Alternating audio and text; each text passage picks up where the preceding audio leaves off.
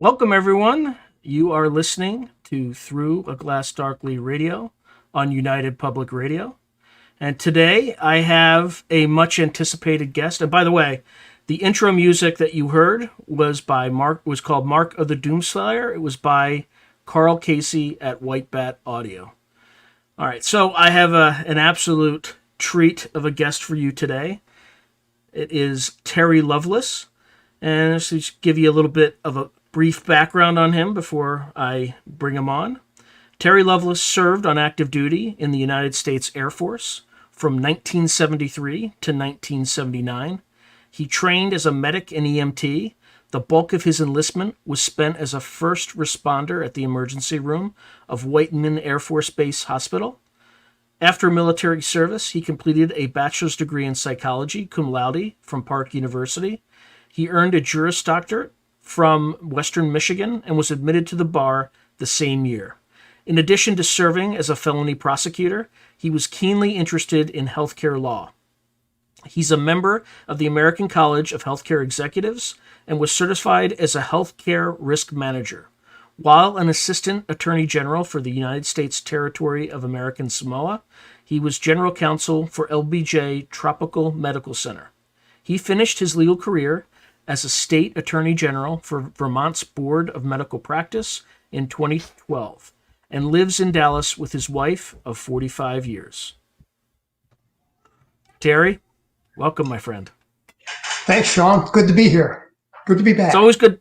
Yeah, it's always good to see you. Now, folks who've seen my podcast will know much of this story. There might be some new revelations or not, but I know the script well enough that I can get around wasted alleys and all that good stuff.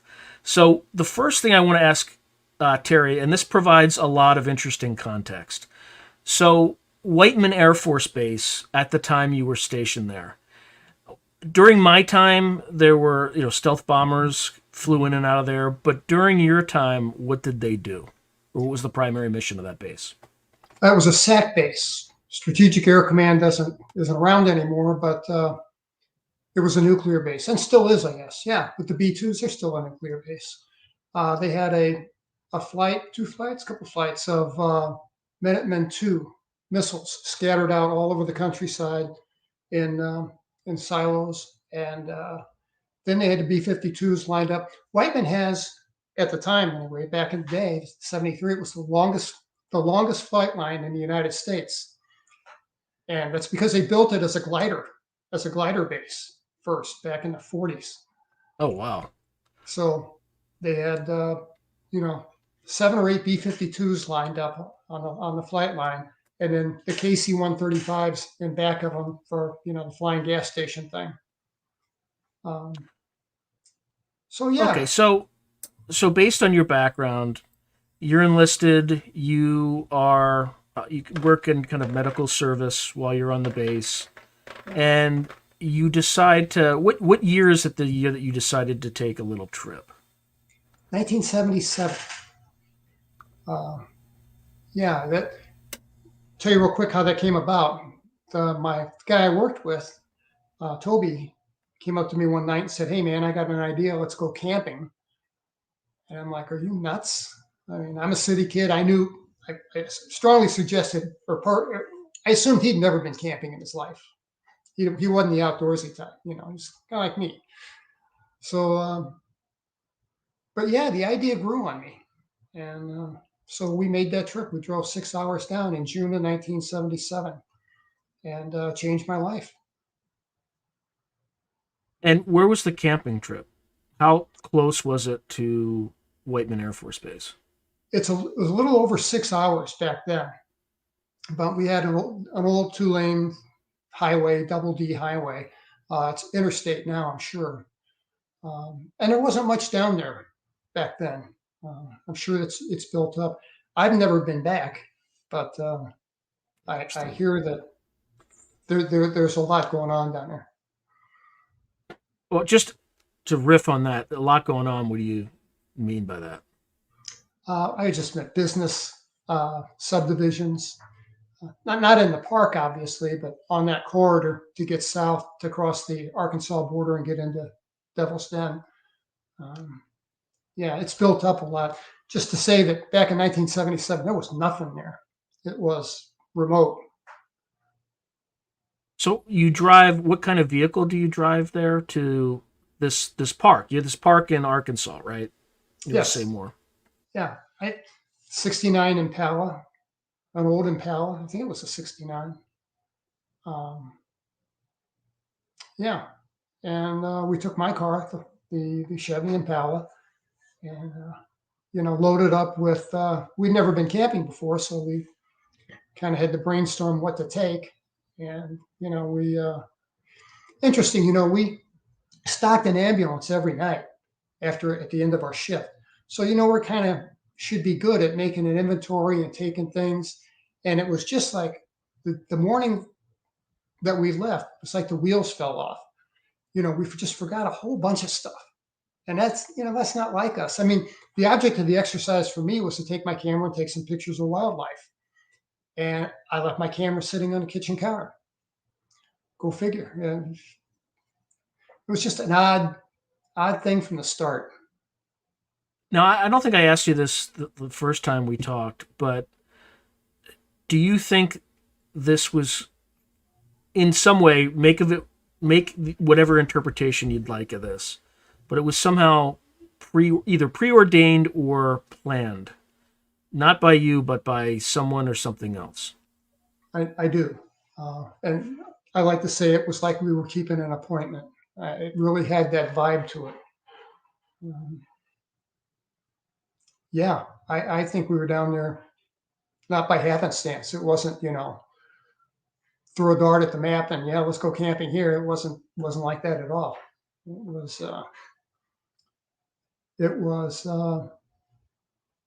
yeah, something, we obsessed about it. I obsessed about it and couldn't wait to get down there. I mean, I'm just on top of the world. And the whole thing was just weird. How did you choose Devil's Den? Like, I mean, 6 hours away. It's in Arkansas. It's an entirely different state. How Yeah, did Whiteman that? Air Force Base has a beautiful state park across from the main gate. I mean, and this is a 6 hour drive, and I'm like, Toby, what are we going to drive 6 hours for? Why don't we just, go across the road and give camping a try? And he's like, isn't a journey half of the adventure?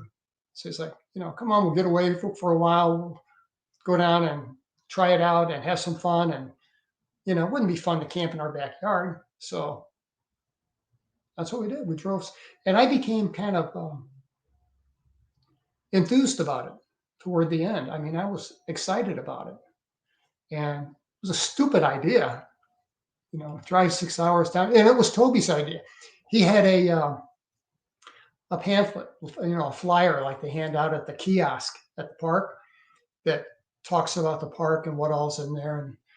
And but the park really has a long, dark history. A lot of spooky stuff down there. The place I thought had a spooky vibe to it. I've had a lot of people email me and say, "Yeah, that place is weird."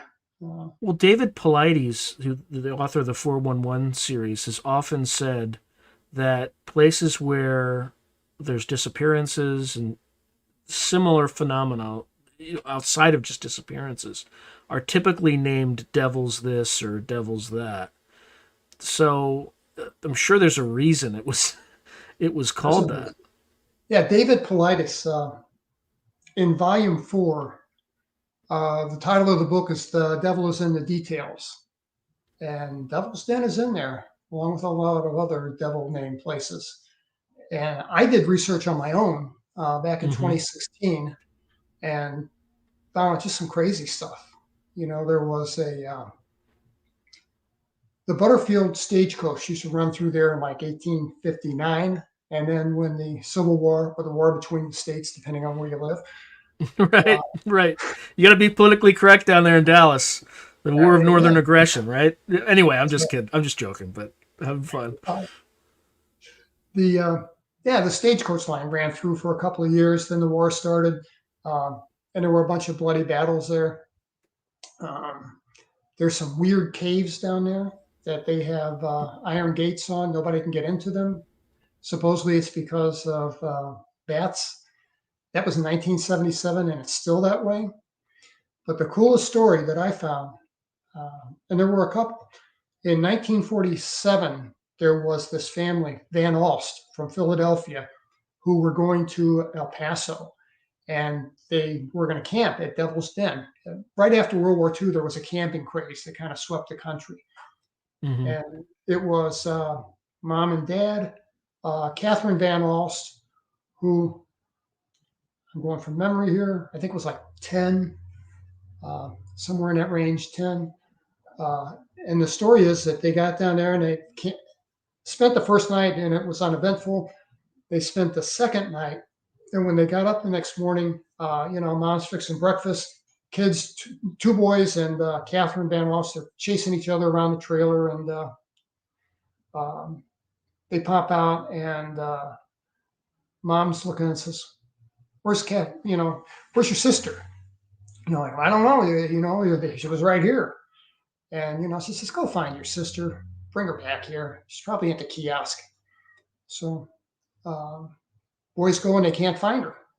And they come back and they tell, "She's nowhere. We can't find her."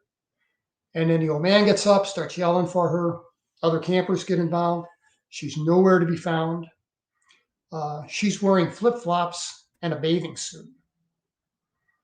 And they You don't can't get find very her. far in flip flops. You can't.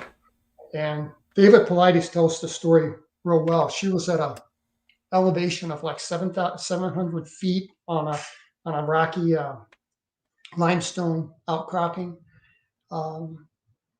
She was missing for 7 days. This was the seventh day that she'd been missing. And, after the seventh day, it transitions from a rescue to a recovery. And this was the last day to look for her. And they had a bus full of volunteers from Arkansas State College there that were helping. And this kid, Porter, I forget his name. Porter. Porter is half his name. And Porter is out. He's walking across an area that has been searched before. And he's just calling out her name. And he yells out, "Catherine." And she stands up. And she was, kind of crouched down in the bushes and just stood up and said, "Here I am." And he, Porter Chadwick was his name. He broke down, and thought, "Oh my God." So he runs over, picks the little girl up. And then to get to the top of this place, there's a switchback trails where, that cut, because it's a pretty steep grade. And the question is, how'd she get up there in flip-flops? And then when they brought her down, she was seen by a medical doctor. There's no potable water anywhere on that limestone slab, but she was well hydrated. Her What mom time of said year her was it? hair smelled like it did the night before when she shampooed the kid's hair. What time of year did this happen? What's that? What time of year did this happen? June, July, about the same Oh, time so we it's were there. so June, July in the South, which is probably Yeah, super sticky, humid. Yeah. humid, mosquitoes. She had a couple of bug bites, but she should have been in worse shape than that. The big thing with me is, how did she stay so well hydrated and didn't lose an ounce of weight? Go figure. And they said, "Catherine, where you been? What happened to you? What do you remember?" And the last thing she remembered was running with her brothers around this camper. And the next thing she remembers is uh, Porter came and got me. So those whole 7 days, she never had any insight into. And I searched trying to find Catherine Van Oss. I mean, she'd been up in Yeah. years, but I'd love to have talked to her. Or even And just getting a regression just to figure out yeah, what the heck's. Speaking of which, just not to get too off track, but I think the last time we talked, you hadn't had one yet. Have I've you not. have you done one yet? I have not. I Okay. I took a I went to a place called the Wellness Institute in Seattle, and I took a course in hypnotherapy Hmm. because I kind of wanted to find out a little about. I mean, I know people. I know Yvonne Smith and Kathleen Martin. They both are big names in that. They do a good job. And yeah, if I ever get regressed, it'll be with Yvonne. But I'm just kind of not comfortable with the idea yet. So What from that course kind of gave you that discomfort? Is that the potential for false memories, or is it you don't want to revisit the event? I mean, it could be any number of things, but I want to find yeah, out. the course was really interesting. I'm glad I took it. It was worth the money and the effort. I don't want to do it because, and this will sound weird, but I don't want to open that door. That door's been closed for a while. I want to leave it there. You know, it was hard to write the book because it like PTSD type thing. But it turned out to be the right thing to do because it was very cathartic. It was helpful to write the book and get all this out and tell people about it. But yeah. Okay, so going back to the incident, so you and Toby feel somehow driven to drive 9 miles to this particular state park at the time, but there's some detail behind that that's important. I'm sure you'll tell the audience. But you get to the state park, then what? Well, you got to the state park, and Toby said, we're not going to stay in the campground. And I'm like, what? They got hot water, they got showers, they got toilets. What do you mean we're not going to stay in the campground? Yeah, that's a weird, kind of very cocksure comment, right? When I think about it, because he was really big on astronomy. I mean, that was his life. And I wish I'd had the chance to ask him, where did you get this this fixation on the night sky? And he knew constellations. He could point them out. And he, had some. He didn't have a telescope, but he had a nice pair of binoculars. And he wanted to go down there and watch the night sky without light pollution. So if we're in the campground, and his words were, if we stay in the campground, we're going to have somebody to the right of us, somebody to the left of us, and there's going to be kids and other undesirables running around. And he said, let's just do this on our own. We'll be real outdoorsmen. Mm-hmm. And I'm like, yeah, I'm for that. Let's be real outdoorsmen. Yeah, let's do that. So we didn't stay in the campground. We drove until I just drove till the road turned from pavement to gravel to dirt and came to a chain across the road with a big sign, no entry, no hunting, no camping, no fishing, no nothing. And Toby's like, can we trespass into this? I'm like, yeah, it's probably just a nature preserve or something. It's no big deal. If they don't like us, they'll throw us out. Not the end of the world. So the chain was just hooked on the other side of the opposing post. So Toby hops out and says, I got this. He picks up the chain and drops it, and it falls to the ground and chink. And we really did. We felt like, we felt like real outdoorsmen. So I'm like, okay, now we got to But find he didn't. But he didn't put the chain back, did he? No, he didn't. That was a mistake. That was a mistake. Yeah, that's one thing I changed. Well, if I could change things, I would never have gone. There's an elevated place at Devil's Den, and I've got some. I think I may have sent you some photographs of it. There's two views, one from the side and one from above. And when you look at it from above, it looks almost triangular. I didn't find this until the guys from Amazing Legends found it and sent it to me and said, hey, have you seen this? I'm like, no, I never bothered to look for it because I thought, this has to be just covered with mature trees by now. There's no chance of finding this place. And no, it's still, somebody still cuts the grass up there. So yeah, that's what's weird about it. Yeah. So the Bureau. Yeah. So it's not state, right? It's that one little place is not labeled, but it's owned by the federal government, the Bureau of Land Management. It is. Yeah. And if you go on Google Earth, it'll show you the dividing line from state to federal. And yeah, somebody to this day goes up there with a brush hog, is what I'm told. I put some pictures on Facebook when I used to do that, and had a guy who was a landscaper down in Alabama get back to me and say, "Yeah, I looked at this." He says this was cut with a brush hog. Uh, what's a brush hog? You know, it's a big lower deck that you pull behind a trailer or pardon, a tractor. Mm-hmm. So they're paying a lot of gas and a lot of wages to somebody to go up there and cut the grass on this place. And for what reason? It's just weird. It doesn't make sense.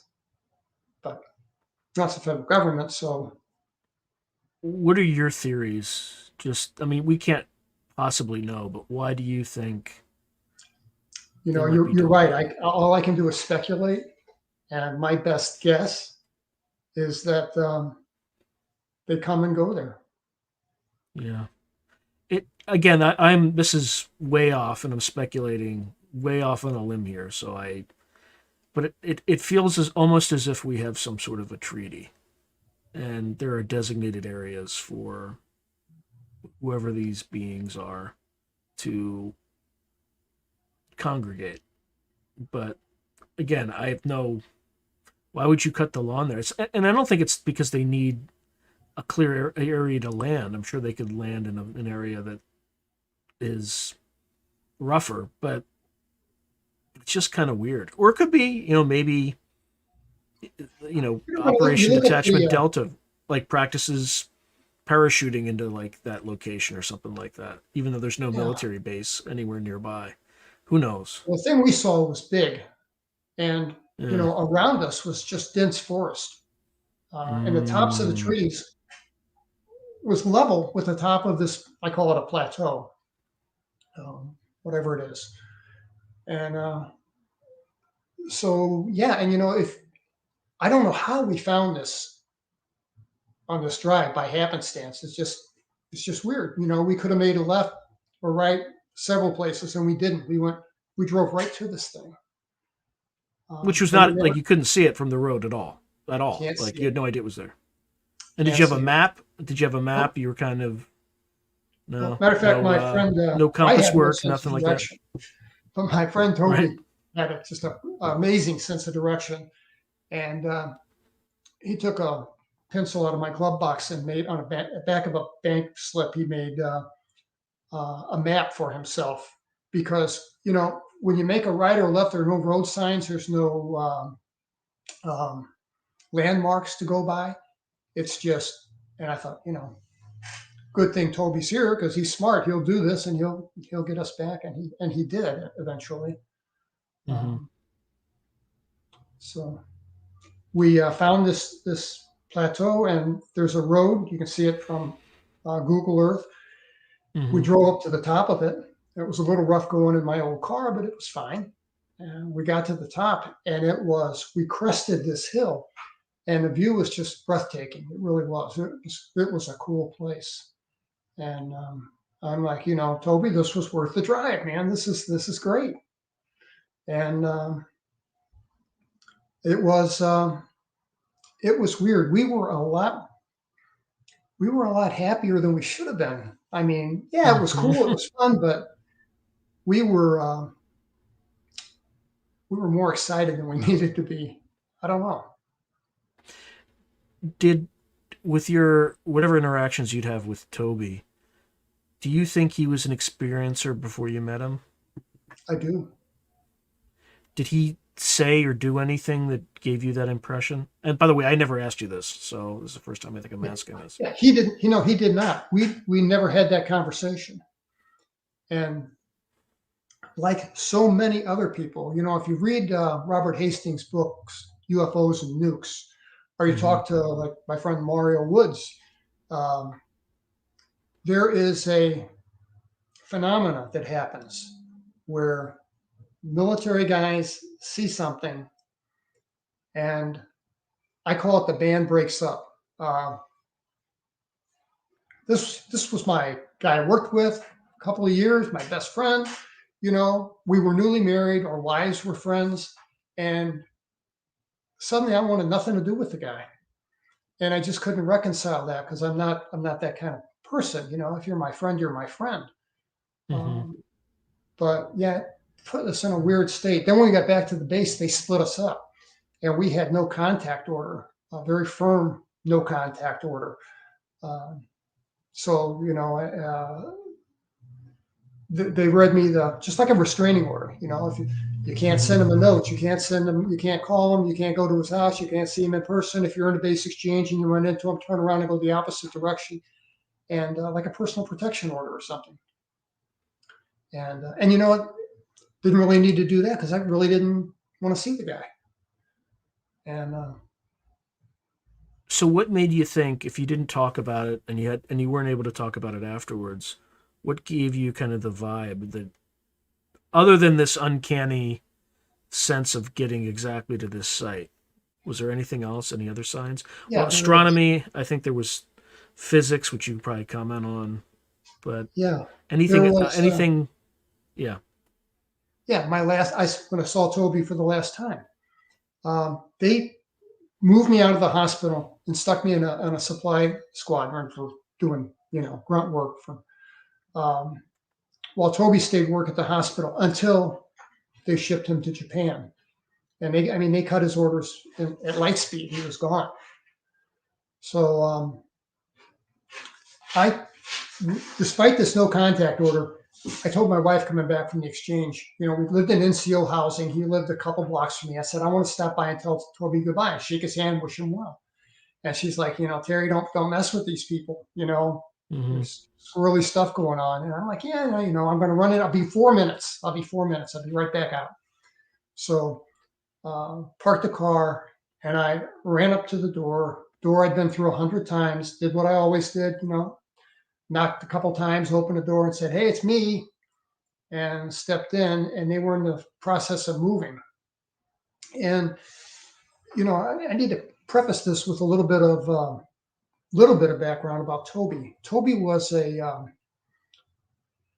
real meticulous about his dress and his appearance.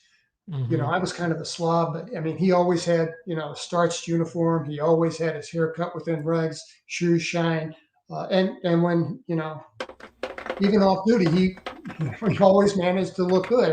That was a concern for him. He wanted to look good. And that's just the way he was cut.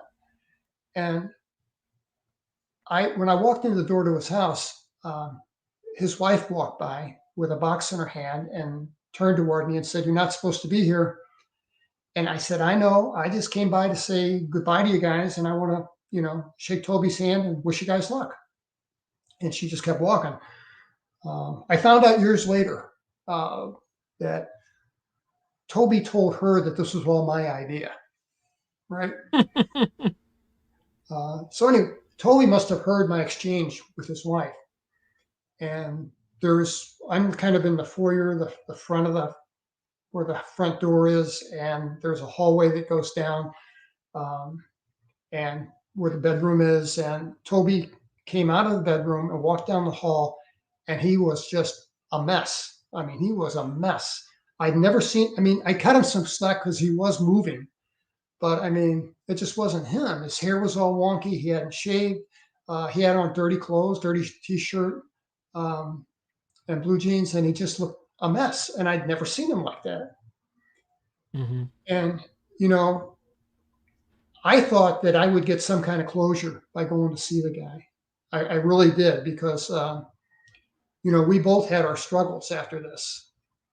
Some trouble sleeping, a lot of trouble. So I thought, you know what, I'll go and I'll say goodbye to my friend. I'll put this right. We'll part friends, and this will, put me at ease. This will buy me some peace. Was the Mm-hmm. idea. And as soon as he came around the corner, I just felt full of anxiety. I just wanted to run, and my knees felt weak. And he walked up to me, and we both stuck our hands out for a handshake, and kind of missed and managed this inelegant handshake eventually. And he was a little shorter. He was quite a bit shorter than I was. I'm a little over 6 foot. And he looked up at me, and he said, It happened, didn't it, Terry? And I said, yes, my brother, it really happened. You're not losing your mind. And he said, yeah, but why us? And I said, man, I don't have a clue. And with that, I turned and I ran out of the house. And I was just like this. So it didn't buy me the closure that I expected. It just brought me nothing but anxiety. The fear that you felt with him, was he kind of like a placeholder or a stand-in for something else, or was the fear of him specifically? I think that it goes to this, and I got nothing to base this on. This is pure assumption. Mm-hmm. But I think that what we felt, and I think that when people are in our shoes and they feel this way, because I had a lot of people email me, over 4,000 people emailed me. And a lot of them have had this experience. And I think it speaks to the power, the influence that these things can have over us. I don't think that that's recognized, but that's where I think this came from. All this weirdness, yeah, I think they were pulling the strings.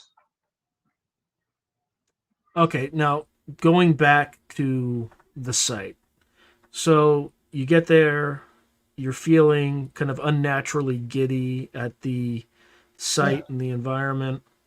You never, probably, I'm assuming you never pitched a tent. You kind of have to go through all that stuff. Or maybe you did. You probably had to do Yeah, that we during did. the We visit, pitched right? the tent. We did a Yeah. campfire. We took a little hike that was weird too, but don't have time to go into that. But Well, you might have some time to go into that because we had yeah, two just real hours. quick So because it's kind of yeah. odd. We went on this hike, and we were both probably in the best shape of our lives. And Mm-hmm.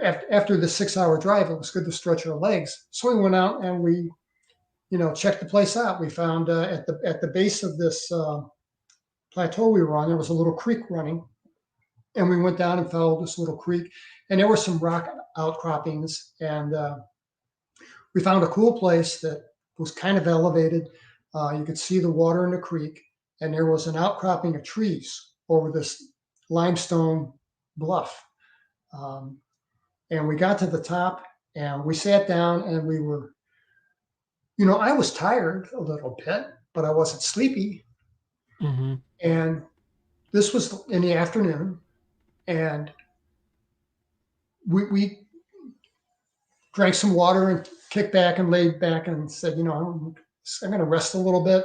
And we both fell asleep. Now, how does that work? That's never happened to me before. It's never happened to me since. Um, and I woke up with Toby kicking me, yelling, "Get the hell up," with a bunch of expletives. And the sun was setting. And we were both freaked out because even with his good sense of direction, in the dark had been a challenge. So we raced back to the campsite. Luckily, we got back there in time, set up the camp, used my car headlights to get the tent up. And, uh, we had some blow up air mattresses and some blankets from the hospital and, enough stuff to be comfortable with. And it gets on to evening, and we're just kicked back on these air mattresses, and we're just having a great conversation. And we got a campfire between us, and we're on air mattresses on either side, and the tent's in back of us. And I tell Toby, this really is pleasant, man. I see how people could enjoy this because it was pleasant. We had a nice little breeze. It was hot, but we had a nice breeze going. And I may have covered this before, but I'll just say it real quick because I think it adds to the story because it's true. And a lot of people have experienced this, and that is that suddenly the place got still. And when I say still, I Mm-hmm. mean it went dead quiet, no crickets, no tree frogs. Um, Even the breeze that we had stopped. And I look at the fire, and the fire is just straight up. It's not dancing around, there's no wind. And it unnerved me, and it just didn't seem right. I'm like, Toby, man, did it get still out here or what? Is this normal? Of course, like he's going to know, but I asked him anyway, and he's like, yeah, don't worry about it. And he says, you know what? You're worrying about the bugs and the tree frogs. Come on, they'll come back. He says, look, we were kind of loud, we just quieted them. They'll come back. Don't worry about it. And made fun of me, but I still felt unnerved by it. And that's when Toby saw the light on the horizon, because he asked me. He says, "Hey Terry, were those lights there before?" And we'd walked the perimeter. There were no lights. There was nothing you could see out there. We went out with Toby's flashlight and looked around, and there was maybe a faint glow from the campground, but that was it. That was the only light that I knew of. And I looked, and I saw on the horizon there were three little stars, and they were all the same brightness, and they formed a perfect triangle, and they were just above the horizon.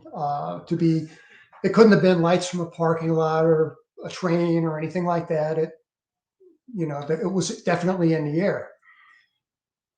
And we're talking about, what is this? What is this thing? We're talking about, yeah. By the way, yeah. Every time we talk, Terry, I find new things. So, by the way, as you were talking, I was Googling.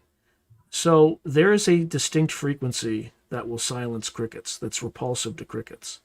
It's 16 kilohertz. Really? 16 kilohertz is also kind of in the infrasound range. And the infrasound range is I think you start to get down to that range of noise that causes people to experience fear just for no reason. And that's often reported in many of these encounters, like particularly at Skinwalker Ranch. At first, I thought it was like a time stop sort of phenomenon, and it may very well be, but it could also be that these craft, these beings or whatever, they emit some low frequency sound that silences the wildlife. Anyway, I have no idea if that's the case, but for folks listening and watching, just file that away. Yeah. I had a lot of people email me, and I've had a lot of people that had the same experience, and so it's not unique in any way. So we're watching this thing, and then it turns. Actually, my just correction. It's actually 16 kilohertz. So 16 that's kilohertz. a much. Yeah. So that's not infrasound. It's not. It's at the high end of the human range, right? So humans can hear between 20 hertz and 20 kilohertz. So it's the high frequency range of sound. Okay, that's interesting. So, yeah, like I say, that some level of influence from them, I think, because two people in an odd location, and they see this thing in the sky, and it's not your usual thing. It's something different. Mm-hmm. And you would think that we'd had some anxiety or we'd had some excitement. I think it's human nature for two people to say, hey, you seeing what I'm seeing? What is that thing? And kind of debrief one another. And we didn't do that. And when I look back at it, we had hardly any conversation whatsoever. It was like our emotions were muted. I felt no fear. As a matter of fact, I say that when the thing started to move upward toward the sky, I felt a distinct feeling of sedation, very similar to what I felt when they gave me Versed or something before I had a medical procedure. Kind of a little bit almost like Twilight kind of thing. But all the fear was gone, and I had that more like a feeling of an observer than a participant in what was going on, if that makes sense. Kind of a disconnect. And it was a weird time. So this thing rose up into the air, these three stars rose up into the air, and they reached what I call a ceiling, and they still had the triangular configuration. And then the thing changed orientation and went like this. So instead of seeing three lights in a triangle, we saw a line with lights on either end and one dead center where the apex of the triangle is. And the apex of the triangle is pointed right at us. And Hmm. Um, Again, we had no fear, no anxiety, and we watched this thing come down from the sky. And I mean, it was pitch dark, uh, but this thing had lights on the point of each triangle, and they were pretty bright. As a matter of fact, they lowered the lights somewhat when they came in, and they weren't as bright as what they were when it first leveled off, and it just stopped over our heads about 3,000 feet. It's a guess, but I think it's a pretty good one, about 3,000 feet. And we had camped off to the side by the edge of the cliff, and had we camped where I wanted to camp, which was dead center, we'd have had this thing hanging right over our heads, and I think that would have been a bit more uncomfortable. So, Did you hear any sound? I there was sound to it, but I don't recall hearing it then. I only recall hearing it at the end when all of a sudden the noise stopped. And it was just a low droning kind of noise. Um, but it was, I guess, around so much that we didn't know. We were acclimated to it, and we didn't realize the noise was even there until it stopped. And why do you think that Toby had you camp out on a area near the edge as opposed to in the center? That's an odd choice. You mean why do I think he chose that site? No, just the where he decided to put the tent instead of the center, which I think anybody would normally put their tent on the center of the site. Like you said, he put it on the edge. Yeah, that's where I wanted. I wanted to camp in the middle, and Yeah. we kind of got into a back and forth about it because he was demanding. No, I want to camp over here. We got the car parked over here. Let's stay here.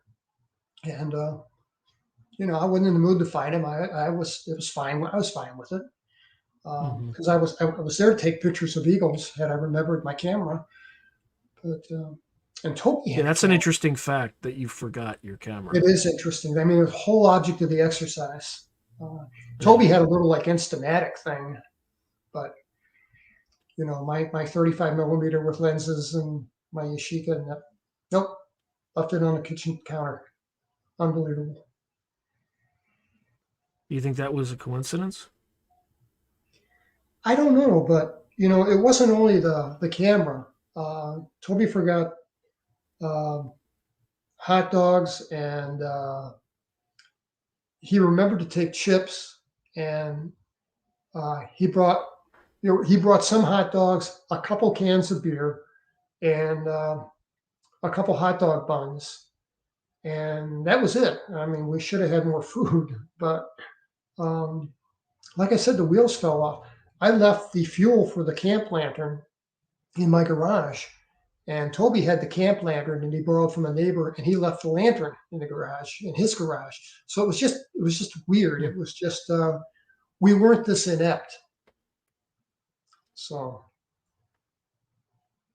Interesting. Okay, so this thing is 3,000 feet above your head. Then what? yes, and we are just looking at it. There's no conversation. Again, there's no fear. Um, I'm not even racing in my head trying to figure out exactly what I'm looking at. And there was a light. There was like a beam of white light that was a visible beam of white light. Like a high power searchlight cuts through fog. You see a column of light. That's what this was like, only there was no fog, but it was this visible column of white light about the diameter of a softball. And Hmm. it just clicked on and landed right square in the middle of our campfire. So right between the two of us. And I looked at it and I'm thinking, what is this thing doing? What is this? And that only lasted for maybe a minute. It wasn't long. And then that turned off again, like the flip of a switch. And then lasers were kind of a new thing in 1977. I'd seen them on TV, but I'd never seen them in real life. Hmm.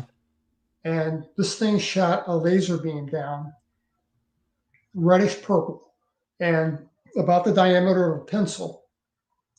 And this beam would land at one spot in our camp for a millisecond, I mean, a tenth of a second, and then appear somewhere else for a tenth of a second. So this light was dancing around the campsite. So it struck me in the chest a couple times. I never felt a thing, neither did Toby. But it struck him. It struck all the things that weren't organic to the scene. All the things that we brought: my car, Toby's backpack, the cooler, the tent. All these things that we brought. This thing was checking out with this laser beam, and I had that thought at the time. I thought, yeah, this thing is checking us out, and I think that's what it was doing.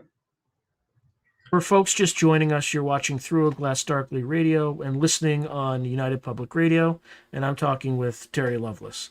Sorry, I had to do that. Okay, so you have this thing. I mean, it sounds like a scan, but we really couldn't know, right? We're just kind of guessing here. So this thing projects these beams at you, which could be a scan, could be something else. Then what happens? The last one turned off, and there was some conversation, but nothing of any consequence. And like I said, our emotions were muted. Our response was muted. And Toby stood up and he said, "Show's over." I thought that was an odd thing to say. And he picks up his air mattress and he went through it in the tent. And I think I mentioned that I had this sedated feeling. Well, that sedated feeling transitioned from sedated to sleepy. And they're two distinctly different things. And I transitioned in a blink of an eye from being, sedated and just chill to suddenly all I want to do is go in the tent and go to sleep. That's all I want to do. And that's what I did. And I left on I wore my combat boots, blue jeans, t-shirt, and didn't take anything off, didn't undress, just went in and fell on top of my air mattress, and I was asleep. And I woke up. I don't know what time. I mean, I found out sometime later. We woke up, maybe an hour before dawn. We both wore nice mechanical wind-up watches, which were state-of-the-art for the day, and we needed them for a job that we did. And my watch stopped at 2:30. Toby stopped at like 2:32. And those watches never worked again. And they're mechanical. They're not digital, too. That's what's weird about it. Yeah, they're mechanical. And if you read the literature that comes with the watch, it says, don't get it around, like you wouldn't want to take it on the tour of Hoover Dam where they got the mechanical stuff, big magnets, big machinery, magnetic fields. Okay. Electromagnets, right. So, yeah. And I woke up because these lights were flashing through the canvas of the tent.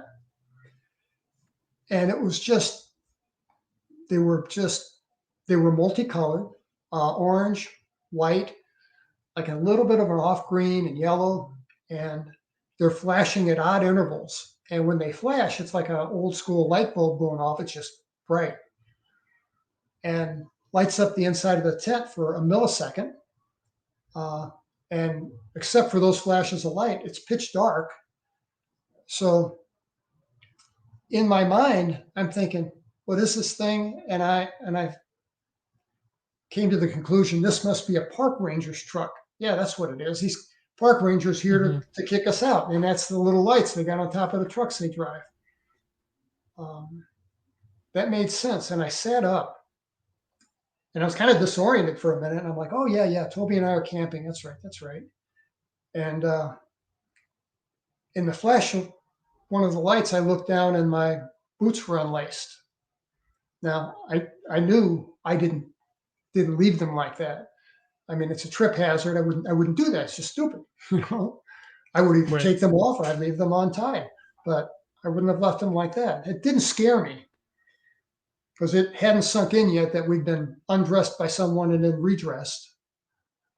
And I sat up and I laced up my boots, and actually I took them off to put them back on properly, and my socks were on sideways. And I'm really, you know, like, what the hell? How did I do this? And I'm annoyed, but I'm not freaked out yet. And so I put them on properly. And then in a flash of the light, I see Toby is on his knees on the left side, peeking out the window of the tent, or the window, the little flap on the tent. And in one of these flashes of light, I guess salt water from tears will fluoresce in that bright light when they dry on skin, because I could see a white streak down the side of his face, and he'd been crying. And for the life of me, I could not imagine what would make this guy cry. I couldn't imagine. And that's the first time that I felt any fear. And I said, Toby, man, what is it? What's out there? Is it park rangers? What's out there? And I forget his reply exactly, but it was not responsive. It was just, something like, or I don't know, or, so I looked out of the tent on my side, and I saw that this thing that was 3,000 feet over our heads when we went to bed had descended from 3,000 feet, and now it's 30 feet over our heads. And that's the reason why these lights were so bright, is that they were a heck of a lot closer to us. And because of where we camped, it was kind of cool looking back on it, because we got a chance to see the side of the thing. And it was huge. It filled that entire plateau. And I mean, it was like a flying Walmart. It was that big. And Yeah, I was about to ask you that, like how big it was. Walmart's a good analogy. Oh, good comparison. I mean, so so I saw that this thing had dropped from 3,000 feet to 30 feet. And the second thing I saw was, in the flashes of light, walking around underneath this thing, I see what I took to be kids. And of course, you know where that's going. And I said to Toby, man, what the hell are these kids doing out here in the middle of the night, in the middle of nowhere? And he's like, look at them, Terry, those ain't little kids. And he says, don't you remember? And I didn't remember anything except the flash of being inside the thing. And that really ramped up my fear. And I looked at, we were a fair distance away, but I could see these things when the lights would flash. And, I mean, just like right out of the movies, 3 foot tall, big black eyes, but not big like you see in motion pictures. These were more like wraparound Ray-Bans kind of thing. And they were all identical. They were all, and I have a theory about them. And Calvin Parker agreed with me. We had a talk about this once upon a time. By the way, not to interject too much, but you know where what they do in Pascagoula, right? I do. They make nuclear attack submarines. It's kind of interesting. I didn't know that. I had no idea that. Yeah, this whole nuclear I thought they thing. were, they fish. I didn't know that. No. I think they worked at. I need to check, but I think they worked at one of these plants. So there's this nuclear thing is always tied to this, or not always, but often tied. Robert Hastings' book, UFOs and Nukes. He's got example after example. He's talked to probably 1,000 ex-military people who had experiences, and he does a good job of telling the stories. So, yeah, my theory about these things is I don't think they're living and sentient in a way like you and I are. And Calvin called them little robots. And I agree with him. I think they're manufactured. I think they come off an assembly line somewhere, and they put together, quantum computing and nanotechnology and whatever they got, and they manufacture these things. In my book, I think I called them worker bees, because they were like running around There were no slackers. Nobody was taking a smoke break. Nobody, there was everybody was doing something with a purpose. They were running around, but they were all doing something. Yeah, if Um, you extend that theory one step further, again, this is all speculation, but perhaps they're biological avatars, right? If you had another species from another world, maybe they don't look like us at all. Maybe they're so alien that they need to construct these biological androids, I guess you could call them, to interface with us, right? Again, that's just complete speculation, we but know that there might be something to that because I think that when these things appear to children, they can appear in a way that the child will find most benign. So when I was a little kid, I saw little monkeys in my room. I know it sounds weird. I had people email me who had experiences who saw deer and raccoons and orbs of light and Disney characters and owls, lots of owls, all kinds of things where they were visited in their room at night and they were being visited by them. So yeah, so I'm looking at these things and they're all walking around this field, the big, expanse of grass in front of me with this thing hanging 30 foot over the top of it. And they're walking around and I can really only see them clearly when the lights flash. But it was interesting because they were nonchalant about it. They were like paired up in twos and threes and just kind of walking around and like almost like tourists or something, you know? And that was the only time I saw them. But I had no idea what they were doing. I don't know. That's just an assumption. mhm. So while we're watching, um, from underneath this thing, there came another column of light. From dead center of the triangle, there was a column of white light that turned on like flip of a switch, and it was there. And it had that same milky visible quality to it. And I'm guessing that this column of white light is about 30 feet wide because it was just about as wide as this thing was off the ground. So that's why I say 30 feet. And as soon as that turned on, it gave a little more light to the top of the plateau. I could see a little more. But these little guys turned and they all started walking toward that. And I forget to mention this sometimes, but I think it's significant. They had a weird gait. They walked funny. They walked like they had Hmm. sore feet or something. At least they did when they were on the ground in front of me. Eventually, I saw them inside the craft and they walked just fine. So I don't know what that's about. But and there were 12, maybe 15. I wish I'd counted them, but I didn't. And they went over and they formed a queue and uh, they stepped into this white light in twos and threes and they just pixelated out. I mean, straight out of the old Star Trek with, and I'm not a sci-fi guy, so I don't, Hmm. but I remember watching that and they would just pixelate out and be gone. So I guess that's how they re-entered the thing. How we get in the thing, I don't know. Um, well, we watched these guys go into the ship, and um, I remember opening my eyes and I found myself standing inside this thing.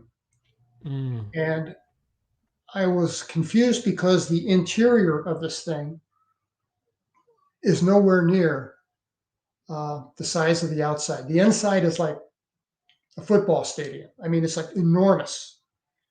And I don't know if they took us someplace else or if they just operate with different kinds of physics. And I don't know. But the inside of this thing was humongous. The outside, like I say, Walmart. It So might be. I don't know a lot about physics, but it could be some warped space time differential, right? Where if you look at some of the physics, like the Alcubierre drive, you're compressing the space-time in front of you and you're expanding the space-time behind you. And that Yes. essentially is what theoretically gets you to the target faster. You're bending space-time, you're not really moving, so to speak. So it could be that as part of that, the internal physics of the inside of the craft, by definition, just makes the space time more expansive than the outside of the craft. Again, I don't. I'm just a moron. I don't know, but No, that it I feels very agree much with like that. Yeah, Yeah. I think that I don't think they took us someplace else. I think we were looking at the inside of the thing that we were in. So, and we watched it take off eventually. When they kicked us out. Uh, but I was standing there. I had all my clothing and my boots in my arms, and I could perceive Toby was next to me. I could almost see some of him because we were frozen. I mean, we couldn't move. The only thing that I could move was my eyes. And I'm rolling my eyes all over the place, trying to drink in as much of my surroundings as I can. And like I said, the place was enormous with on the left side to my left. And again, I can't turn my head, I can only roll my eyes. I saw a couple things. I saw a row of very big, like garage doors, like aluminum garage doors. And there were little saucers on tripods right in front of the door. I'm assuming they were on tripods. I couldn't see what was underneath them. I don't know. Maybe they just levitated there, but they were Yeah, there. it could be. Yeah. And the lights inside the place were incredible. Was We both left there. We had what's called flash burns to the eyes. It's what a welder would get if they didn't wear the hood thing, and it's like a sunburn to the cornea of your eye. Well, It's painful. funny you say that because let's talk about propulsion again. If this craft was hovering, right?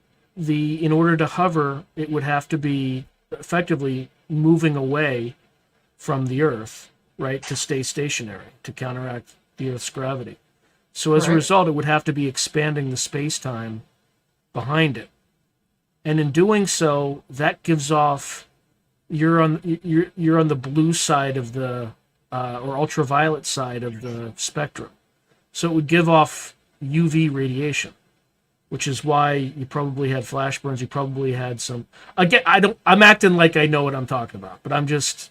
No, I That think could you're be what spot it's on. related to. We both had a bad sunburn, and of course we had bad sunburn all over our bodies. I mean, they took our clothes from us, but this was like under my arms. I mean, it was everywhere on my body. It was just red, but I never blistered. Painful to the touch. That and the thing that happened to our eyes. That makes sense to me. What you're saying. Yeah. I mean, and like I say, I had to squint to see because the lights were that bright. I should mention everything inside this thing that I saw was either stainless steel, looked like stainless steel, or it was like white stainless steel, and the flooring was gray. And there were like there were walkways that went around the periphery of this thing, and the middle of this thing was just open, and it was just several stories. I guess I couldn't tilt my head back and look up, but from what I could see, a long way away to the other side, um, it was huge. It was a big thing. So I got my clothing in my hand, and I'm trying to check everything out. And to my right, I see a row of mixed men, women, and children. I could see the first row, and maybe 8 to 10 people, and again a mixed bag, and they all have their clothes in their hands. And I looked at them, and they're all crying. They're all crying. There are tears rolling down their face, and they're doing what I was doing. Their eyes are darting all over the place, trying to see, where the hell am I? And Um, you were paralyzed, right? We were. Yep, I can roll my eyes, but that's it.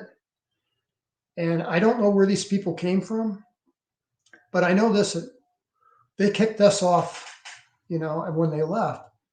But these people, whoever they were, went up with them, and I felt bad about that because we maybe survivor guilt or something, but it's always bugged me what happened to those people. Um, I don't know. I'll never know. Did you see anything else on the craft? I, Other people in uniforms, anything like that? I did. I did. I have two things to tell you about.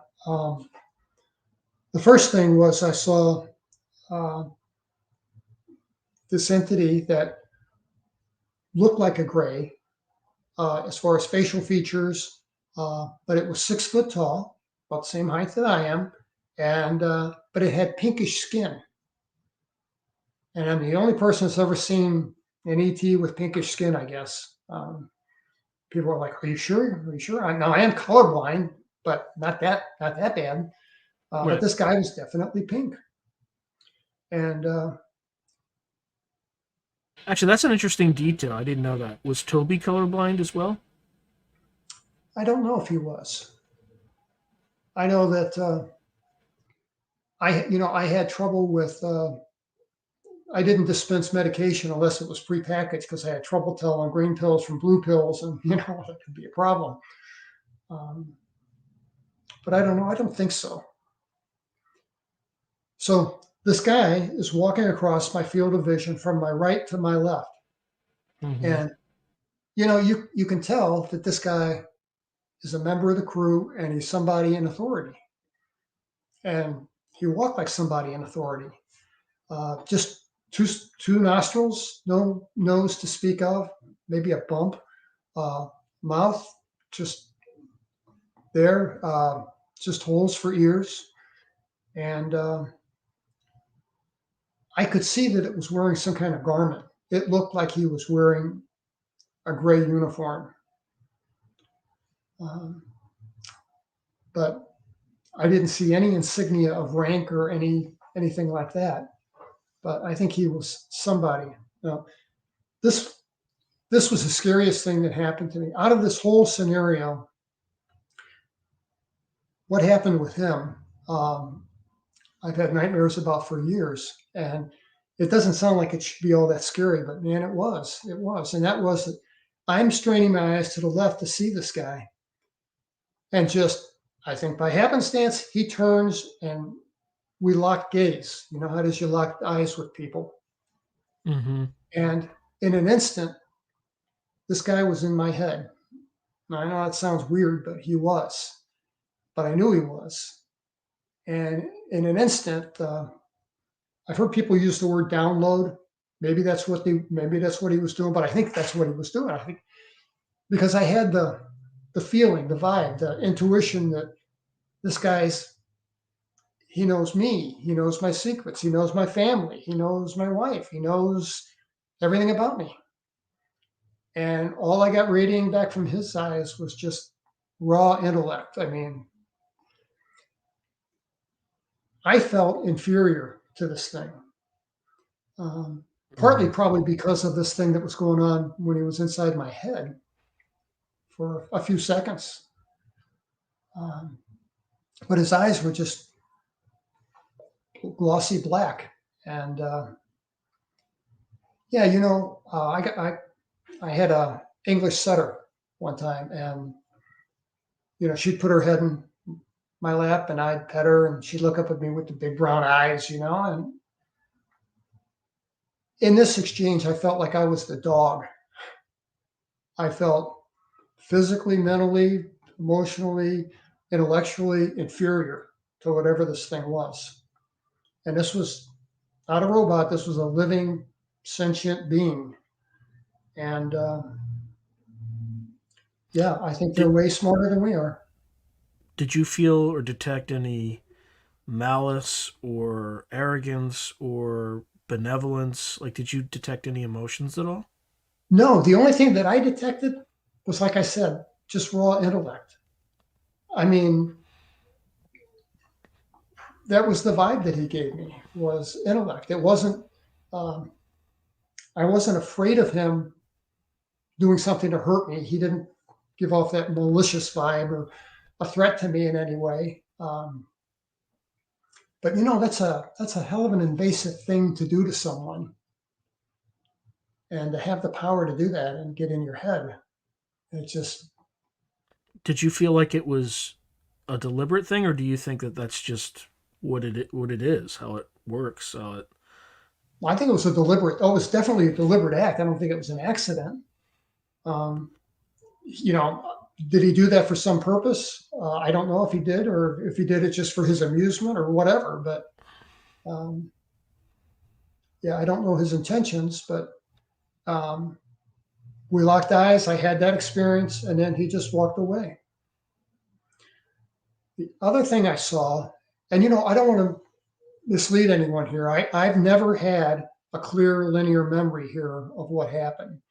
So Mm-hmm. all I can give you is flashes, and these are all bits and pieces that I remember. And I'm sure there's a whole lot of stuff in the middle that until I'm regressed, probably I'll never remember, or maybe never remember. Uh, yeah. So the other thing I saw was I saw 7 or 8 people, and they were in um, tan-colored flight suits, and they all wore combat boots that looked a lot like mine. I mean, they were a little bit of a distance away. But boy, they sure looked like what I wore on my feet. Mm-hmm. And they were in uniforms, and they looked like us. They looked like 18 to 22-year olds, military style haircuts, uh, definitely human. Uh, all of them white, except for there was a woman at the end, a girl, and with a ponytail, and she appeared to be Hispanic, Latino. Um, and these guys won't look at us. They do not turn and look at us. They walk like, well, they walk like with authority, like they're crew members. And they walk over to some kind of panel that I can't see. I can only see it from the side. So Mm-hmm. I, whatever they're doing on the wall, I can't see, other than they're doing something. And I didn't pick up any conversation between them. Um, but they were very relaxed and very comfortable, and they punched some buttons or whatever they did and turned around and walked away. And I know I asked you this before, and I already know the answer, but I'll just ask it. Did you see any patches or anything like that? That. yes, I did. And this might be the one thing that I would try to recall under hypnosis.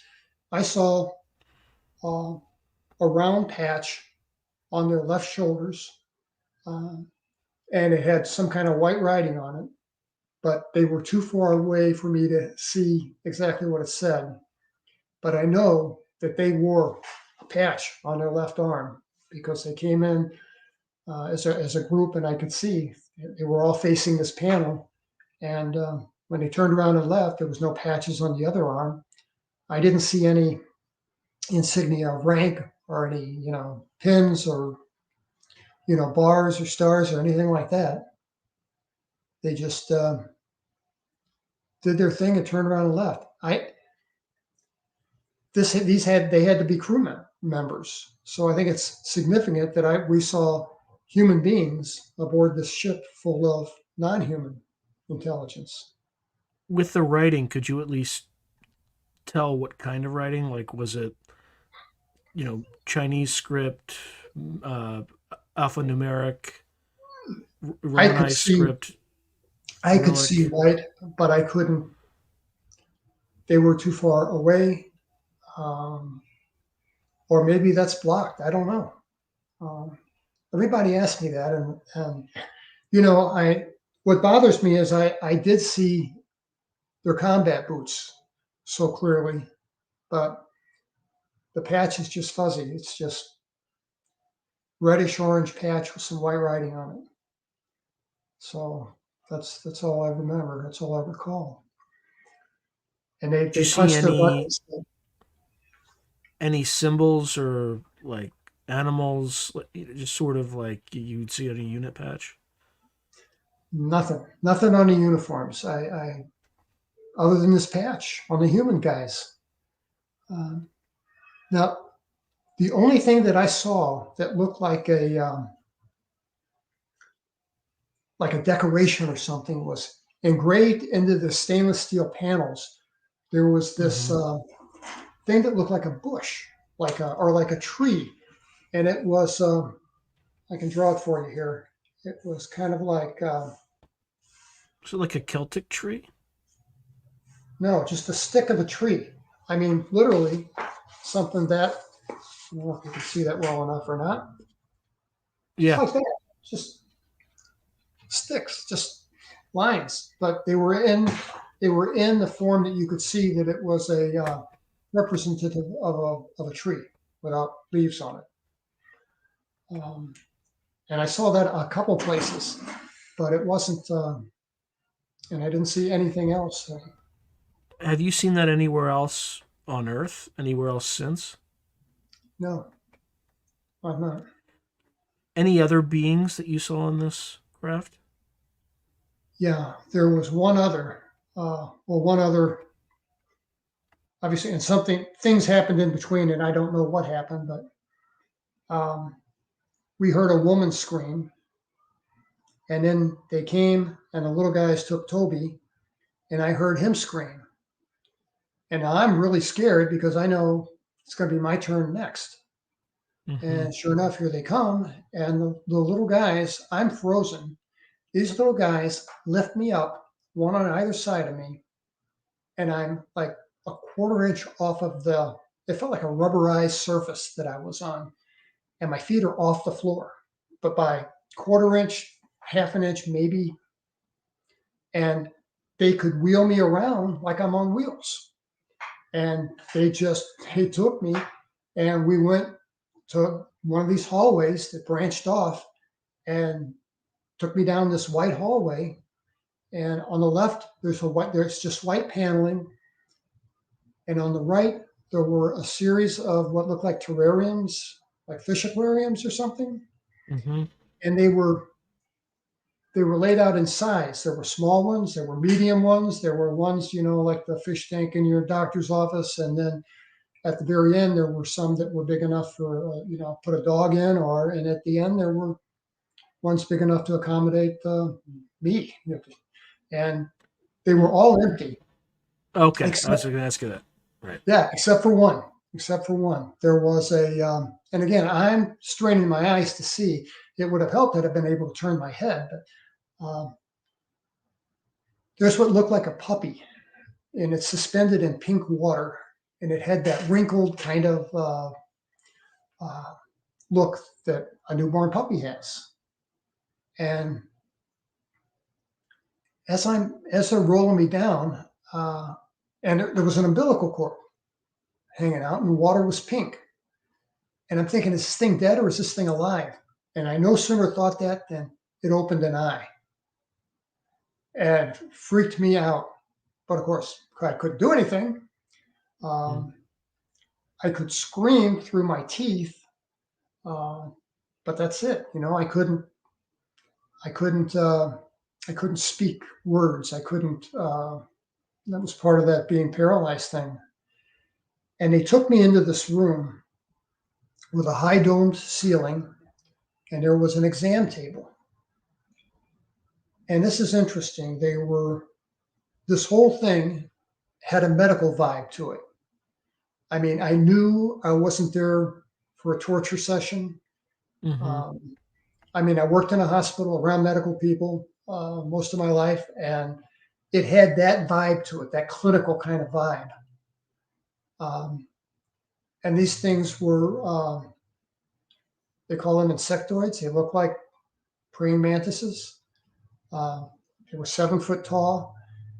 What color? In I my don't think I've mind's ever asked. eye, I see them in lab coats, but I don't think they were lab coats. I think my mind supplied that for some reason. What color were they? Green, Okay. green, and mostly dark green, but different shades. Um, and they had articulated limbs with, that they could move, so they could manipulate stainless steel objects, um, you know, very well. And the little guys took my clothing from me, and I was like a statue, and they did me like this, and then somehow I'm elevated and I put on this table, and I hit the table, and I think, oh, this thing's warm. They warmed it up for me. That's nice. Maybe, maybe they're not malicious. And then I realized, no, stupid. It's warm because there have been who knows how many bodies lying on this. And these bug things, they look like big bugs. I mean, they had this. The only thing that was kind of unpleasant was their mouth parts. They had very weird mouth parts, like bugs do. like a mandible of some sort, or Yeah, like if you look at a bug up close, they don't have just a mouth like we have. There are little things there attached to it, and these guys had that. But I really, and they had big eyes, and these eyes had a honeycomb pattern to them.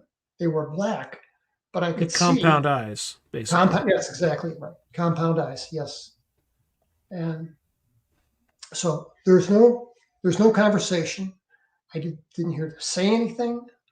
Uh, well, at that time, and they're doing something to my lower back, and whatever it is, it hurts like hell, and I'm trying to scream and I can't scream, so I want this thing to know, hey, give me some Versed, break out some fentanyl or whatever you got, but I don't, I'm hurting here.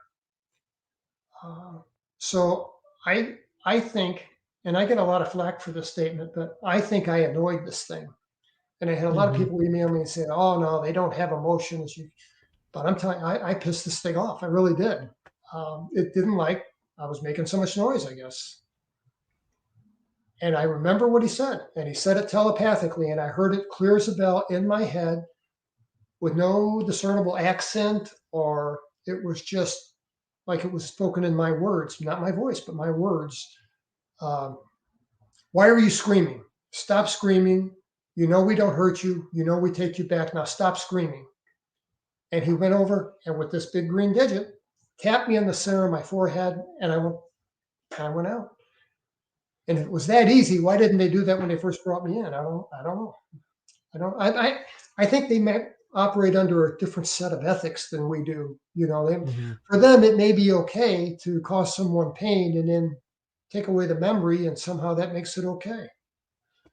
But we use drugs on people that have Versed as an example.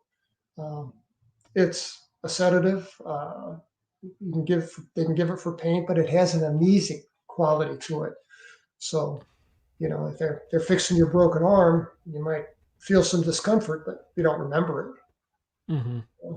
So uh, the next thing I remember was I opened my eyes and I'm by my car, laying in the grass, and Toby's next to me. Somewhere between being on the ground and being in the clinical space, we were redressed, kind of sloppily, but we were redressed. And I don't recall that. Like I say, I don't remember anything from the touch on the head till waking up by the car. And when I woke up by the car, I was laying on the ground, and these things were the little gray guys were around us. And I remember thinking they screwed up. They should have put us inside the tent. And I swear to God, like on cue, as soon as I thought that, they turned around and they picked us up, and they're amazed. They were strong for their size, their stature. Picked us both up, 4 or 5 of them, and Hmm. took us over and threw us inside the tent. And then I was out again. And my next conscious thought was when I saw the lights flashing through the tent. So we watched them take off, and it didn't take off like a rocket ship. It just took off like a hot air balloon and just kind of lifted up, did a small turn, and just went straight up. And the higher it went, the faster it went. And we saw 3 lights, and then 1 light, and then gone. And still no crickets. Still deathly silent. And Toby's like, "Let's get out of here, man." I said, "I'm What not time leaving." is this? At this point, is this 2:30 in the morning, or is it No, it's after? closer to 5. Okay. I'm thinking when I look back at it in retrospect, we were up this was about an hour before daylight. So, but I wanted to leave after the sun came up. I didn't want to be out. I mean, it's just, it doesn't make sense. It's just a piece of canvas over my head, but I felt like I had cover. I felt safe there. I didn't want to leave that. The thought of walking outside and running into the car was just frightening. Mm-hmm. And Toby convinced me, he's like, let's get out of here. We don't know if they're still here. We don't know if they're coming back, but now's the best time to go because we don't know what's going to happen. Let's leave before, they come back. So I grabbed my car keys. Toby grabbed his flashlight, and we ran to my car, hopped in. I turned on the dome light, and I asked, Toby's looking around the car, and I said, "Are we good?" He knew what I was thinking. Is there anything else in here? And there wasn't, of course. And shut the door, and we took off. Toby just gave me directions: turn here, turn here. There should be another turn up here. And sure enough, got us back to blacktop pavement. And then that's when we realized that, because I remember asking Toby, "Look around, can you find anything to drink? Is there a can of soda or something in here?" Because I was just so dehydrated. Um, I just, and when we got back to base, um, both of our wives, we were sick as dogs. I dropped Toby off at his house. I went a couple blocks over to my house, and my wife was like, "Hey, you're home early." And I'm like, what happened to you? And I said, "Well, it's kind of a long story." And anyway, she said, "Well, you got to go to the hospital." And I'm like, I work there. I really don't want to do that.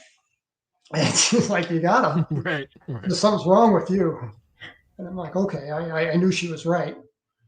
And but medical people take care of their own. I mean, nobody. The whole hospital knew Toby and I were making this trip. It wasn't that big a hospital, Mm-hmm. and nobody teased us. That we were treated, very well.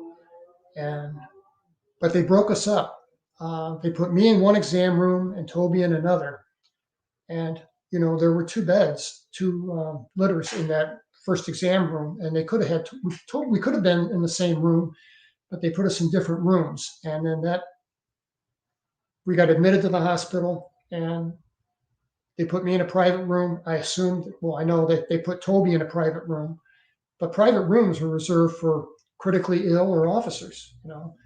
So I Mm-hmm. thought, maybe I'm critically ill. I don't know. I mean, I know I'm dehydrated, and so I got IVs running in me, and they got salve that they put in my eyes, and did everything they could to make me comfortable.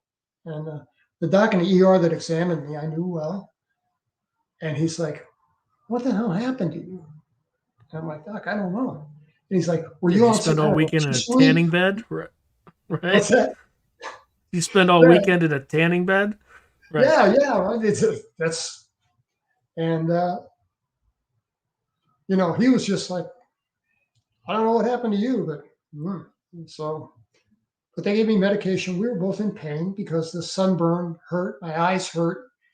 Um, the thirst went away when they got enough IV fluids in us. And he put me in a Mm-hmm. dark room, and I was there a couple nights. And it was the last evening of the. I knew I was going to go home in the morning, and it was in the early evening. And the nurse, who of course I knew, came in, and she was going to give me an injection to help me sleep and for pain. And before she could get around the bed, when she came in, these two guys in blue business suits walked in with her. They followed her in. And there was of course, when I was 22, I thought this is an old guy, maybe 50. And another guy, the captain was maybe 29, 30. Mm-hmm. And I know their rank because they showed us their OSI credentials, and it said their rank. So the older guy was a major, the young guy was a captain. And this is And the Air Force Office of Special Investigation. Air Force Office of Special Investigations, yeah. And these, I've worked with some police, as a prosecutor. So police have a way of walking and projecting themselves when they're on duty, when they're doing their job.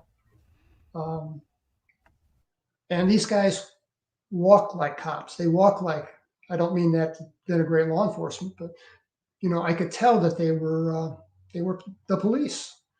And I had never had any interaction with the police at 22, and very limited life experience. Period. The old guy turns to the nurse and says, "If that's going to sedate Sergeant Lovelace, it's going to have to wait because we have to ask him some questions," and shut the door on the way out. So they were rude to her, and I thought, "Geez, why? Why be so rude?" And so she leaves. She says, shuts the door in back of her, and they pull up a chair to the head of my bed, one on either side, and the major does all the talking, and he talks. I don't know if it's Alabama, Mississippi. He has a Southern accent, very much like Calvin Parker had. And this guy, a couple things he said to me. He said, "So you and Toby went camping, he said, that must have been important. That must have been something, an adventure or something. I don't know." And then he said, "But you saw some funny lights in the sky, didn't you?" And I didn't answer him. I didn't know how to answer him because Toby and I agreed.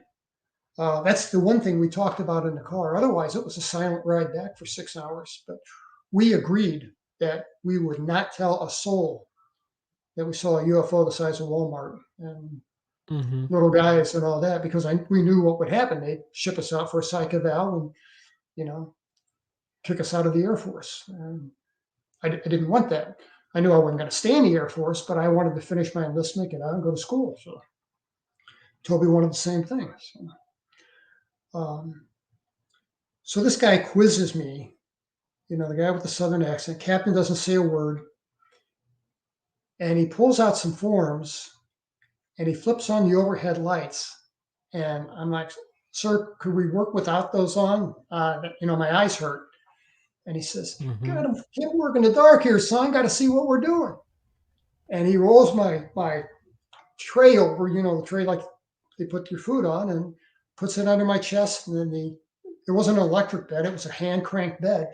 The captain's at the end of my bed. There's a crank at the bottom, and he's cranking me until I'm sitting upright. And they roll this little table in front of me.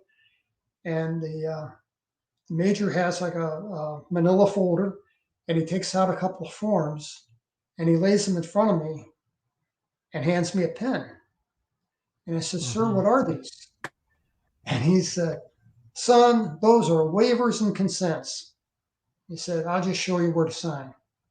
Now, having the value of life experience and a legal education, I mean, no way would I do this today. Without But reading. at 22 years Right. old, intimidated, hurting, and I'm like, "Whatever you say." I signed them, and I don't know what I signed. I found out later that I signed a consent to search my home and my car, and a consent to have a hypnotic regression, which they do with sodium amytal, short-acting hypnotic. He handed it out like candy. OSI did back in the 70s. And he scooped those forms up after I signed them. Took his pen back, and he said, "Now, you boys saw some funny lights in the sky, but they weren't funny lights, were they? What were they, Terry? What'd you see?" And I didn't answer him. I didn't know what to say, so I said nothing. And we kind of went back and forth, and he did some things, just kind of routine police interrogation like things. A lot of theater, I think, Hmm. scaring me. And he succeeded. I was scared to death.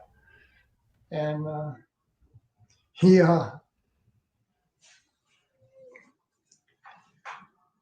he said to me at the end, uh, the nurse came in. The nurse kind of interrupted us. She came back in with the injection and said, "Dr. Bauman says he should have this injection now. And I can bring the doctor down if you want." The major said, "No worries. We're about done here. We'll wrap things up." Uh, Is so Dr. Bauman still around? I doubt it. I doubt it. Yeah. Um, there were a couple doctors there. Uh, I, I won't mention his name because he has a copy of my book, and uh, but doesn't want to be involved, and I respect that. Hmm.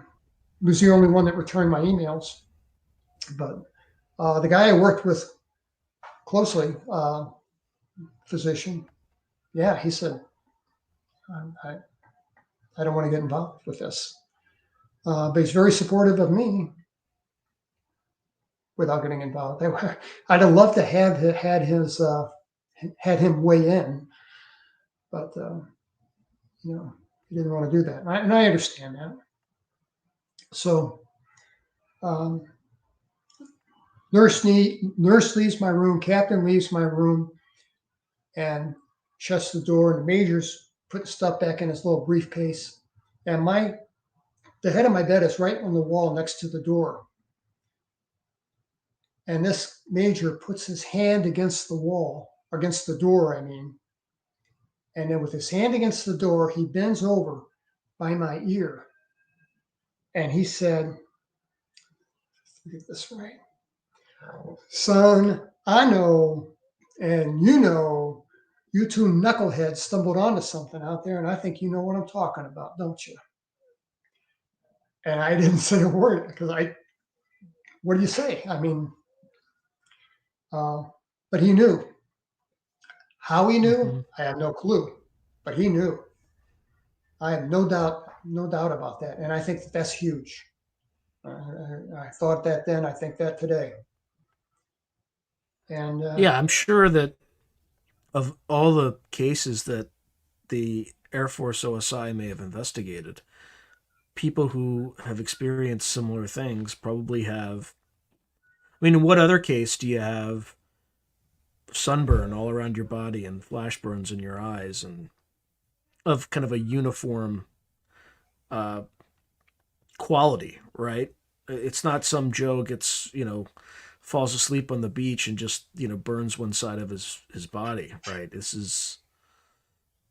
I'm glad you brought that up because I thought that I meant to mention that, and I got the vibe from him that this was routine for him, not for me, but for him it was just another day at the office, and so they would.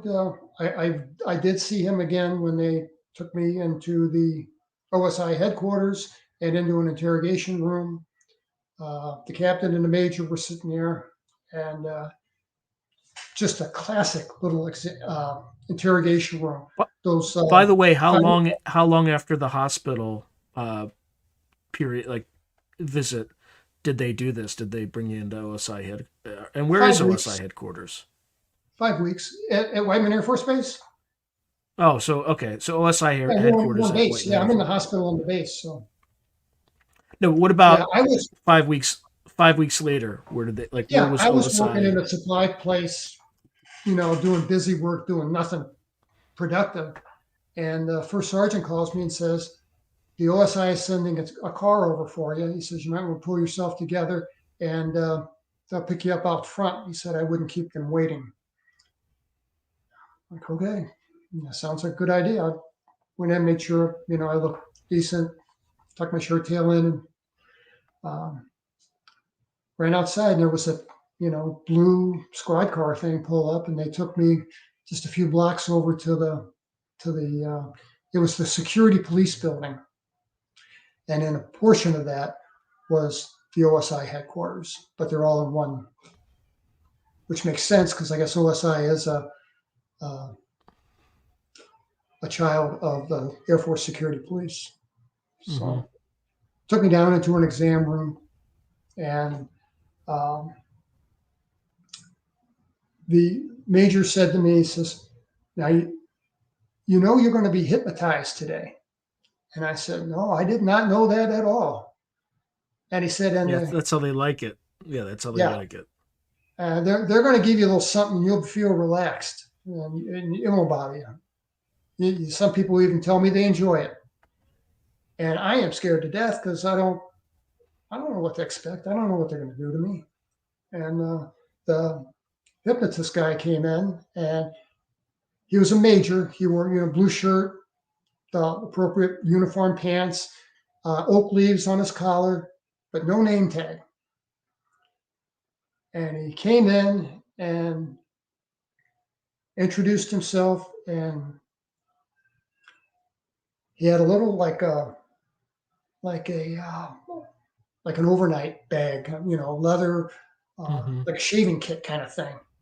And he opened it up, and inside he had a syringe, a little bottle of sodium amytal, and an elastic thing to put around my arm, Band-Aids,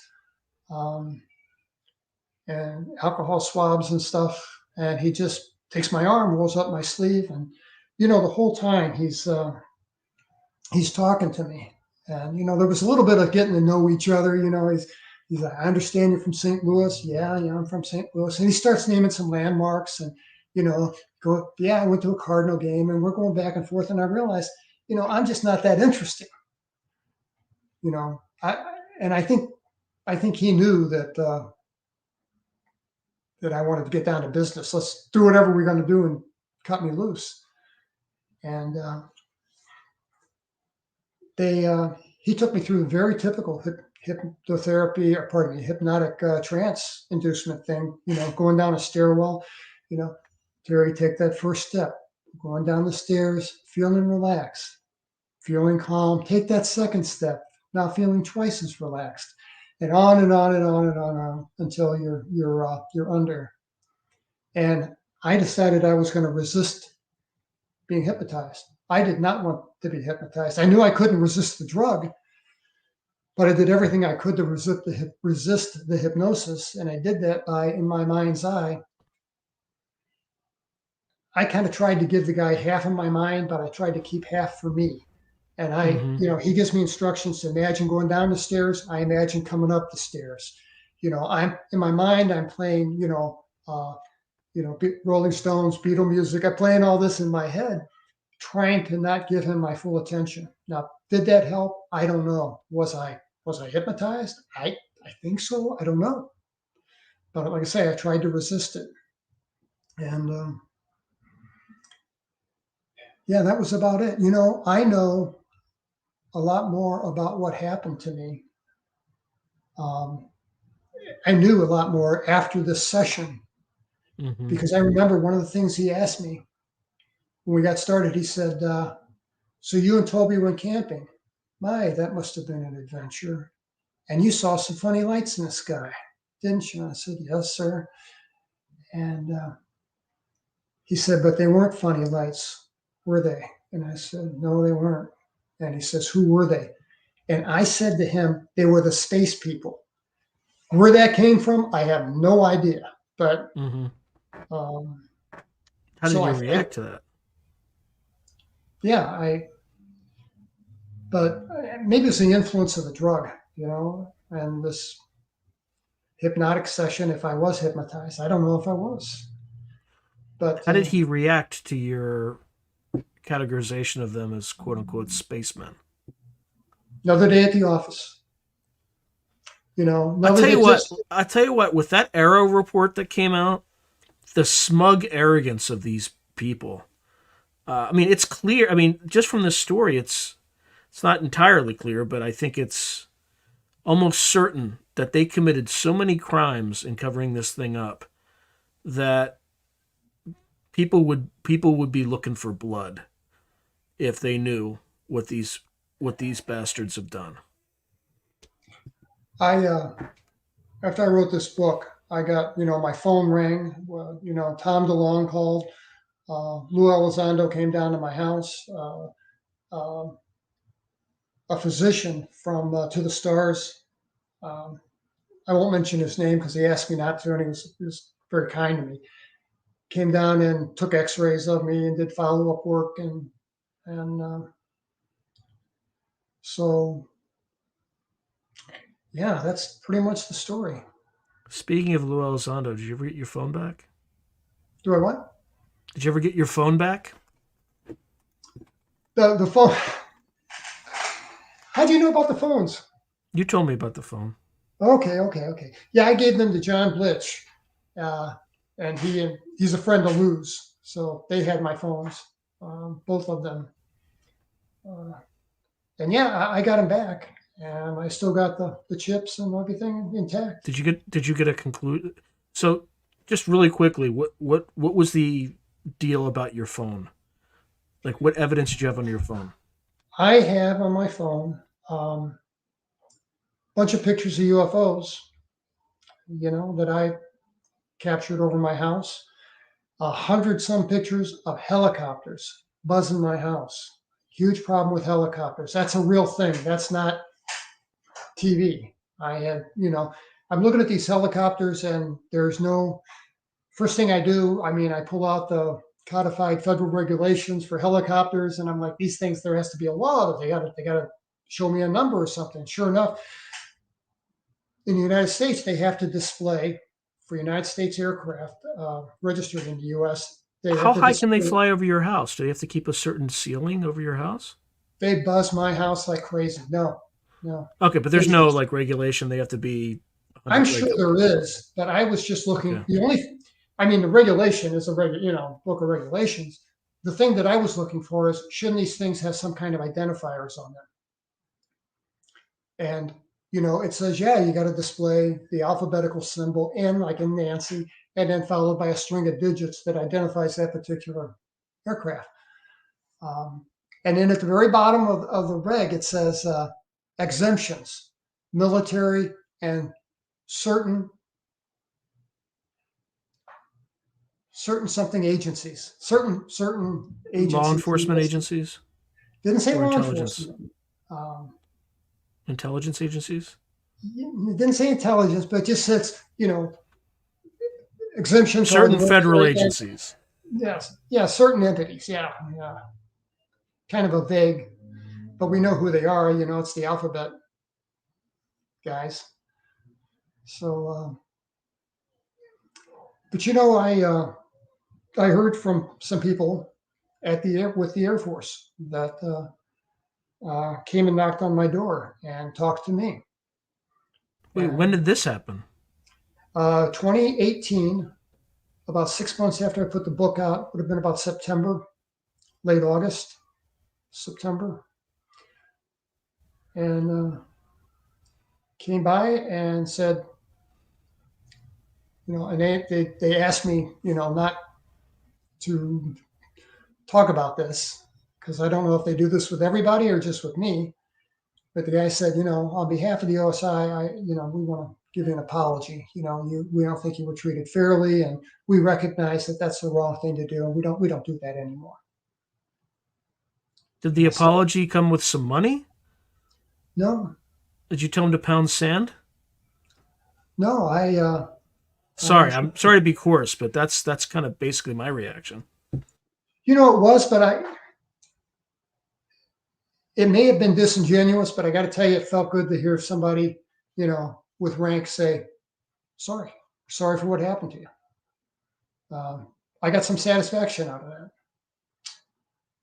So they were, Did you in get my their house. All names? 20 Did you get their minutes. names, rank, and serial number?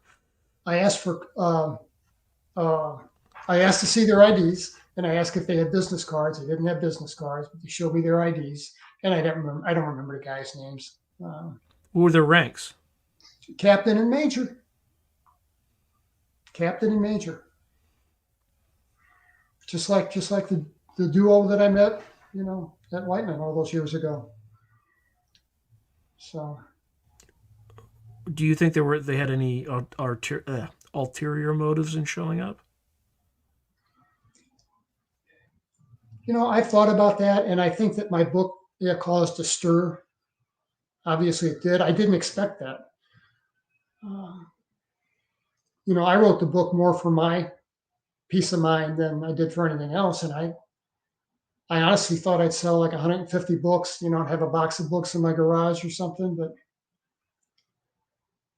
evidently something in the book resonates with a lot of people.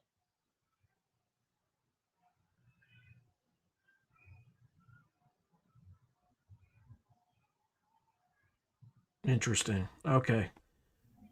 Another question regarding your phone. I know that you had the pressure sensor showed you basically passing through the ceiling, right? Yes, 60 feet, I'm glad you brought something that up. like I was going that. to say that. Yeah, yeah. I've got a picture of the iPhone health app in the red book, the reckoning book. Reckoning. When you got it back, because the last time we spoke, you hadn't gotten it back yet, Oh yeah, I got it right? back. I did get it back. I have those. I have the originals, the So chips. what did they tell you? What did they tell you, like after analyzing it? Cool stuff. Oh, we like this. This is interesting. You know, But no conclusions on. no conclusion. No, I mean, Lou and some other people that I got to know have been very kind to me, and you know, he's like, don't tar us all with the same brush. He said, I don't do that to people, and people that work for me don't do that to people, and I don't know. Who knows? I don't know. Yeah, you know what would go a long way if they didn't call people who had horrific experiences like you did hoaxers in the Arrow report, right? That's what would go a long way if they didn't just. What do you think of that though? By the way, that Arrow report that came out that said nothing to see here, move along. I'm saying they should have talked to me. They should have talked to Mario Woods. And as a matter of fact, I think Sean Patrick talked to Mario Woods. They should have talked to Robert Hastings. Um, I mean, I could go on. There are a number of They, us they that, talked to Robert Salas, but they just completely ignored, the missileer who was in charge of the. I think it's I can't remember the name of the flight, but at Malmstrom Air yeah, he Force was in the Base. Minuteman silo up in the Uh, frozen north, wherever. Yeah, yeah. Yeah, I think. Mario Woods was the security police officer topside uh, when this happened. Oh, so did So, he know Salas? oh yeah, yeah. He's the one who picked up the phone and said, "Sir, I got this giant orange thing hanging over my head. What should I do?" And Salas said, "Well, don't shoot it." And Salas is busy, watching all the buttons on this monitor in Yeah, front of him, underground. the panel, and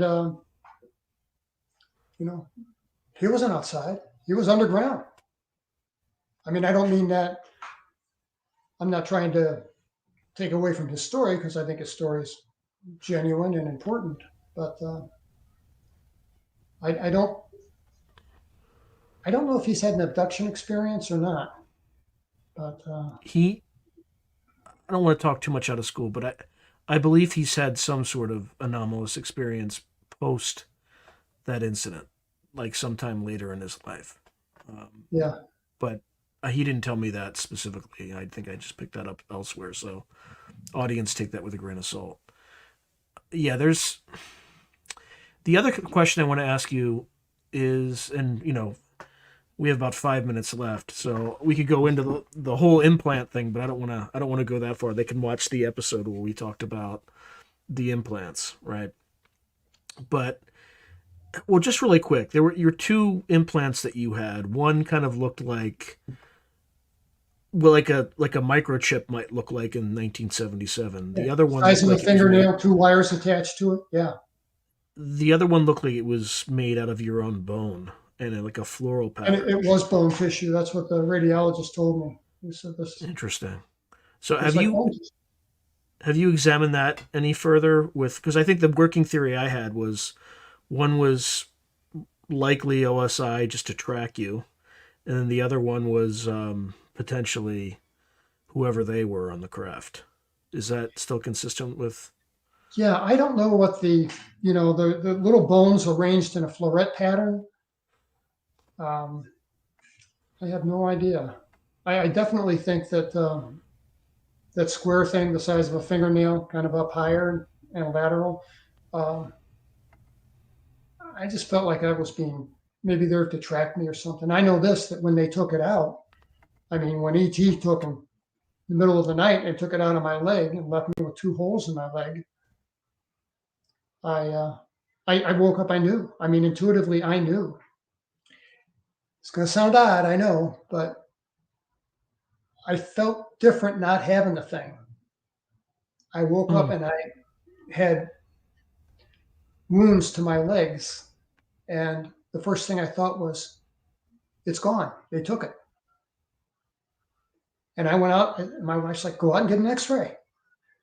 And I'm like, "Yeah, I'm going to do that. I'm going to go out and get an X-ray." Well, you can't just walk into a freestanding radiology clinic. So I went to a chiropractor's office, and got an X-ray. And I think the guy must have seen this before because he was real cool about it, and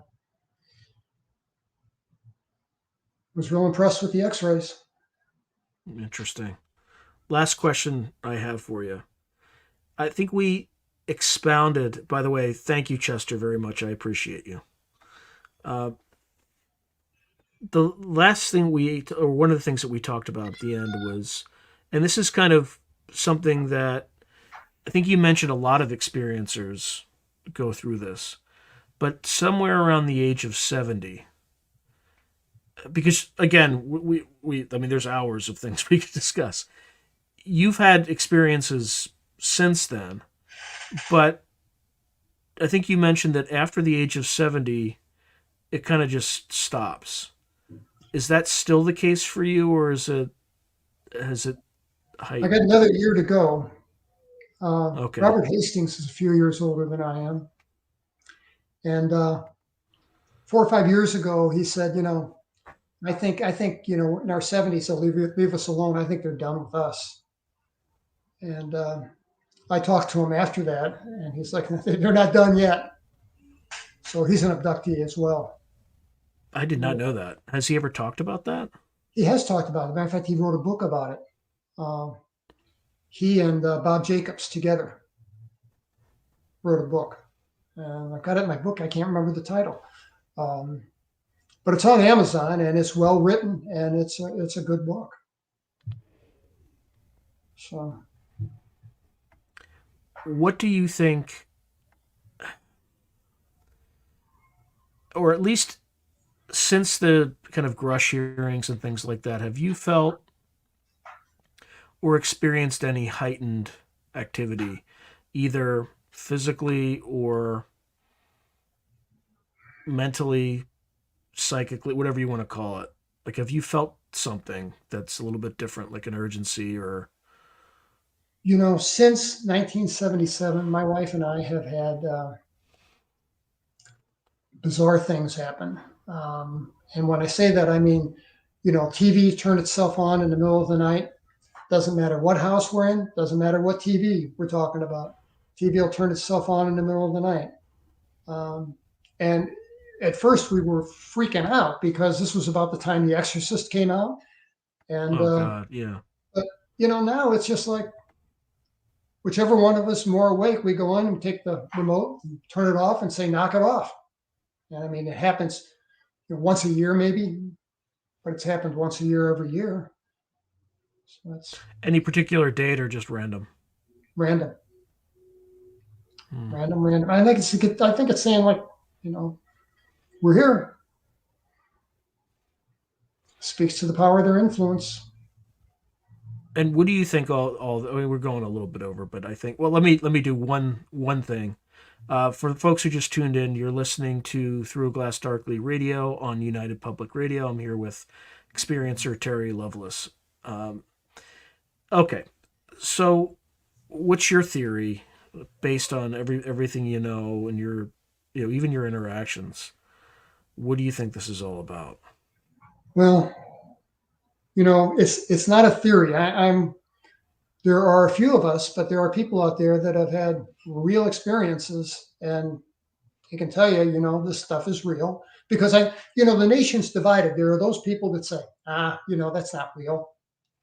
Like my Uber driver took me to the airport. I was going to a conference, and he said, he was real talkative. What's your conference about? I said, it's a UFO conference. And he says, UFOs? Oh, that's comic book stuff. And kind of laughed. But that's a perfect example. I mean, we're divided. Where do I think of Bigfoot? I don't know. I don't have any experience with Bigfoot. Mm-hmm. How do I know? I don't know. But I don't know why they're here. But I think they've been here. I got nothing to base this on, but I think they've been here a long time. By the way, does your cat ever come up to you during interviews like that? My cat? Yeah. Yeah, you can hear her down there. Oh yeah. Yeah, sometimes she'll poke her head up here. You want to come on? I'm a cat guy. I like cats. Yeah, it happens to me a lot on interviews. Like people's cats come in. I don't know why. It's weird. It's a correlation. I don't know if it means anything, but all right, my friend. As always, it was an absolute pleasure. And sometime if you're ever in Northern California, if I'm ever in Dallas, we should just, absolutely grab a bite to eat.